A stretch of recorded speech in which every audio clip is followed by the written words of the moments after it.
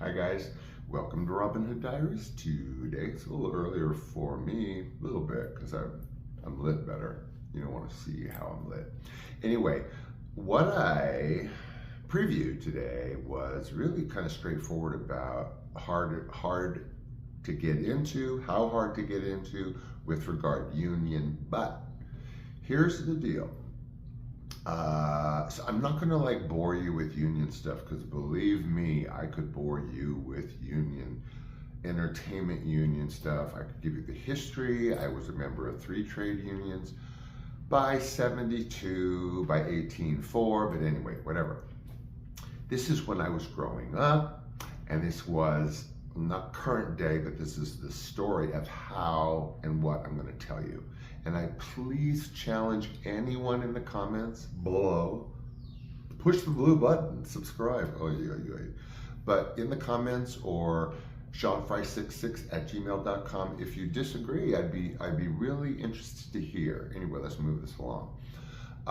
The hardest union at the time when my mother was working. Now, this is production. This has nothing to do with talent. It has a lot to do with talent. Whatever, actors, right? Okay, so crew unions are really, in general, more difficult to get into than Screen Actors Guild. Screen Actors Guild, you can have virtually sub-zero talent, but you do your thing and you get in. Trade unions in the entertainment industry are more difficult, but there is one union that is, and I believe remains, it has to remain, the most challenging and difficult entertainment union to get into, bar none. So let me reiterate, we got all kinds of trade unions. I mean, the politics on Screen Actors Guild, I could go back 40 years, but again, this was, and I believe has to remain, the most difficult entertainment union to get into, and that is the Special Effects Makeup Artists Union. Now, when my mom was working, to give that context, the blah, blah, blah back then and up to now, there were 2 unions, entertainment crew, non-actor unions. Unless, you're talking about directors, producers, whatever, it's a different kind of situation with their unions. Very low-key unions. Okay, so as far as the rest of us, I'm telling you, the Special Effects Makeup Artists Union was bar none the hardest to get into. Okay, so there were 2 unions, like I said, NABIT and IA. Now, these were the production unions, wardrobists, makeup artists, crew members, whatever. IA and NABIT. NABIT, you could do commercial work, you could do film work, you could do basically standard good makeup work for film and television.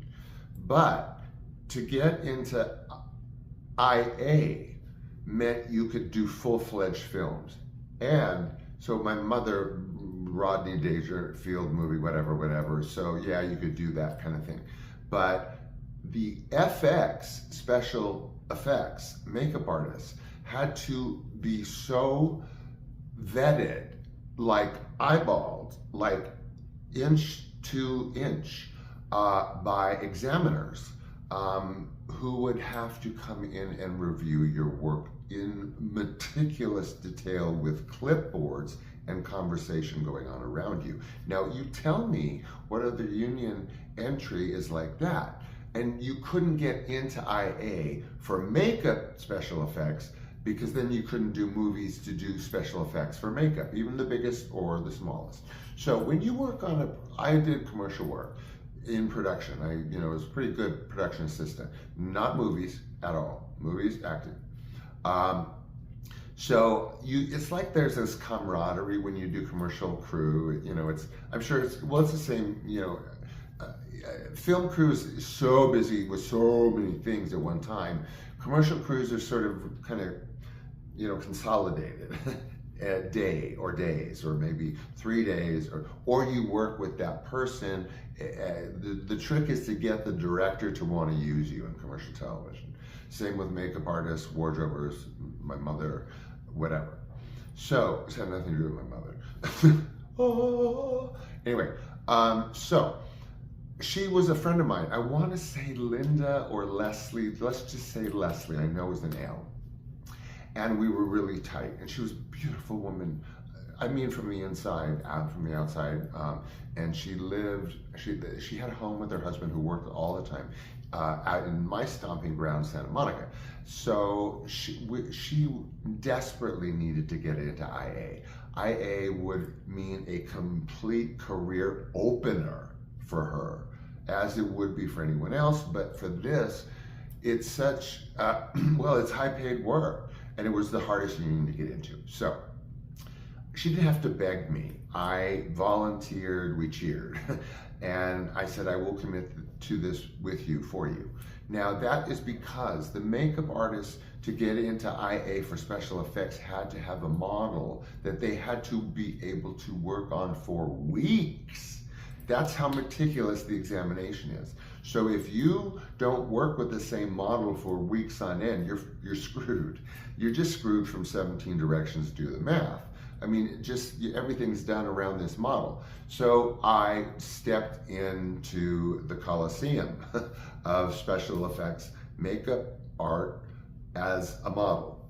So she's lovely, we're at her lovely home, and we start this weeks-long affair, professional affair that we loved, and it was just, but we hated, but we loved. Okay, so there's 3 examinations within the full examination. And it takes place at CBS Television City, of all places, like in the basement. It's, oh my God. Okay, so weeks of work. You have to do, now let me count them out. Natural, which actually in commercial television it's not special effects, but it's a lot harder to do sometimes, because what they want you to be is camera ready, looking like you are wearing absolutely no makeup whatsoever, but you have to on camera. So that's like the basic one, that it's examination after examination after examination. That's the context of the test. So that was easy. So where do I start? Let's end with the hardest one. Then you have to be able to do scarring, okay, and bruising.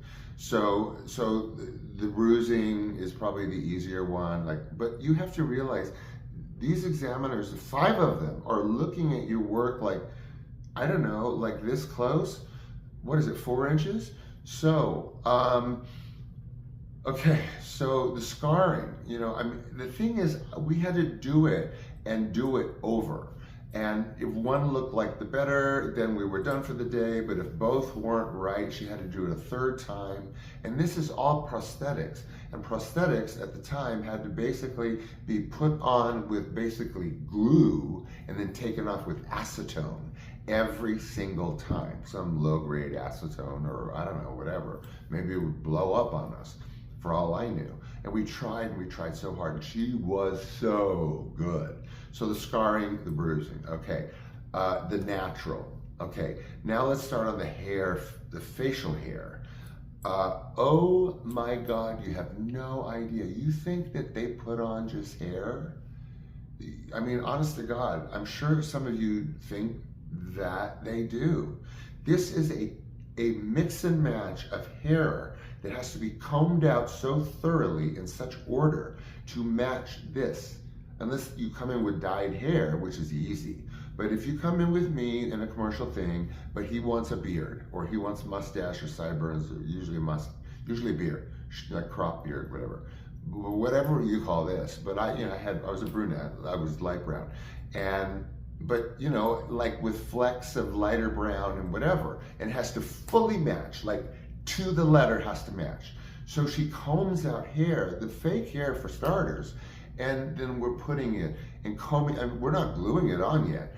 And then we're taking swatches, and then she has to comb, like she's got 4 different kinds of hair, all brunettish, and she's combing one through, and it's light, it's too light. She comes a little bit more through, and it's dark, and then she, So then we get the right hair after hairing everything, and we go for the glue.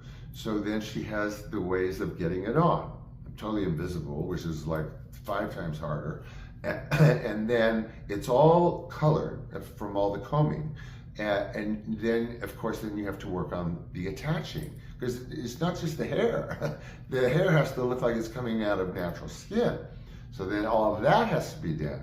Not necessarily rubber prosthetics, but lots of like rubbery, tapey stuff, and and then going over it. Now let's get started with natural looking skin, shaved skin. So you got that whole nightmare, right? Okay, this is still to be examined. Okay, now is the bald cap. Now bald caps are like the most challenging. You ask any makeup artist about bald cap, 4 inches from an examiner's eye, it's not just putting on like anything you can imagine. So it has to be like, of course, the perfect bald cap. I don't know how they decide on the perfect bald cap, high grade.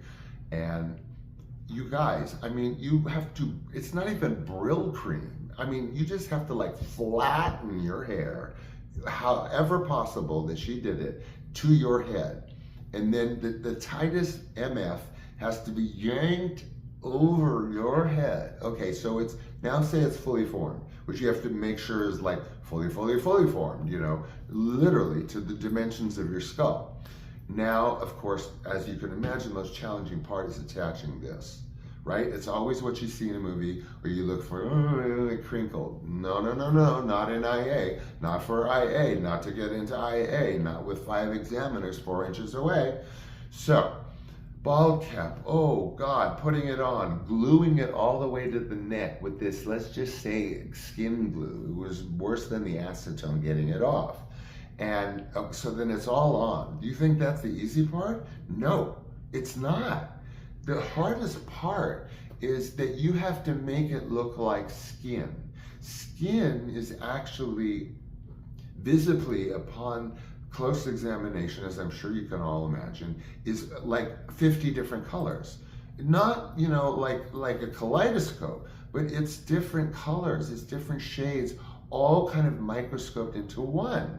So you have to duplicate that from here all the way around the head. I mean, from here, no crinkling, here, here, here. So it's done with this weird sponge. It's like a hard, not like a Brillo, but separated, like really porous type, but hard and not very spongy, and over. And the way it is it speckles in the right way, this friggin' sponge.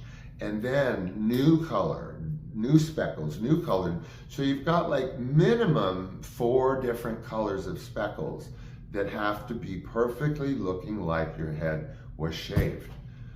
Whoa. And I had to do that. I mean, this was weeks, because to get into IA was everything. It meant everything. I knew it. My mother was in IA.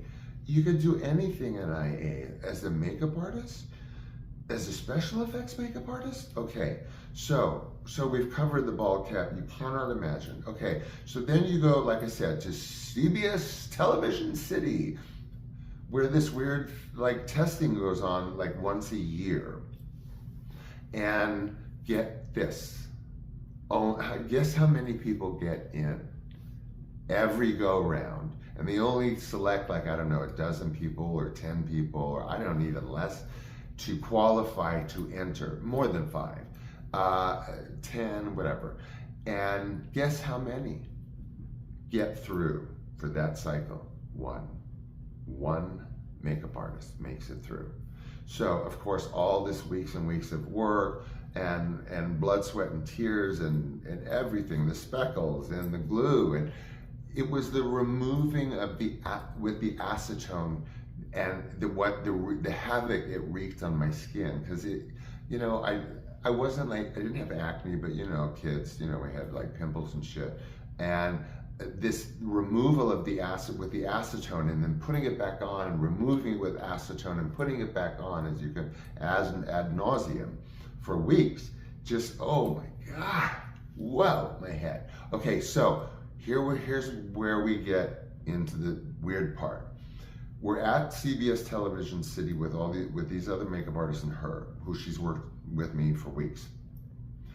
When it's your turn, you have to wait. When it's your turn, the model is taken in alone to this black room, like a sounds, like a music, I don't know what.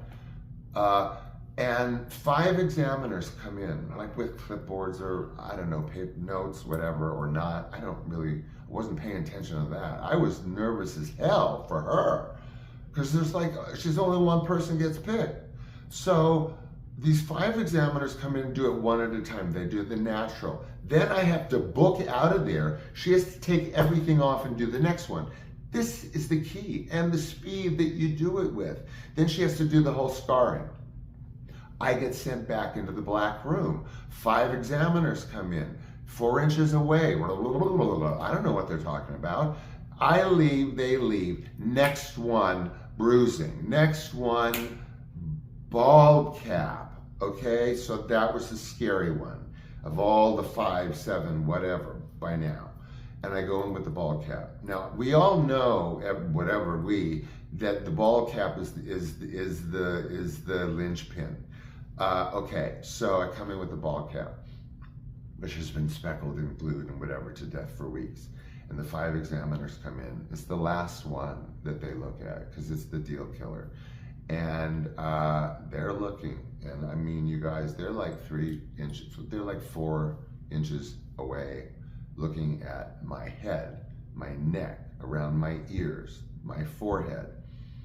And same with the other 5 examinations. They leave, I leave. Then you just wait. And you wait. And you wait. And we're there at CBS Television City, practically arm in arm. And they literally come out and tell you so-and-so, whatever, such and such can leave.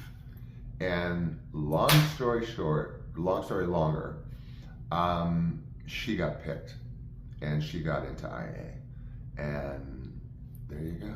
She went on to a illustrious career as a special effects makeup artist. And so that was our happy story. That was my happy story about the hardest union to get into. And I would, like I said, really be interested, anybody in the comments or whatever, like, well, no, this. And why, though? Like, what kind of technology or technical talent can they do that kind of thing, that kind of process? So I will leave you. We're over time as always, but this one I was excited to share with you because it just dawned on me the other day, the weeks of work, and how lovely she was. If you're still out there, I love you to death. Okay, I love you guys to death, but if she's out there, okay, thanks for joining me today. And you're gonna get those clips and then see teasers for tomorrow. So until then, be good, be good. What am I saying? Be good, be yourself. Fuck it. Okay, I love you. Talk to you later. Talk to you later. Thank you for sharing. I'll see you tomorrow.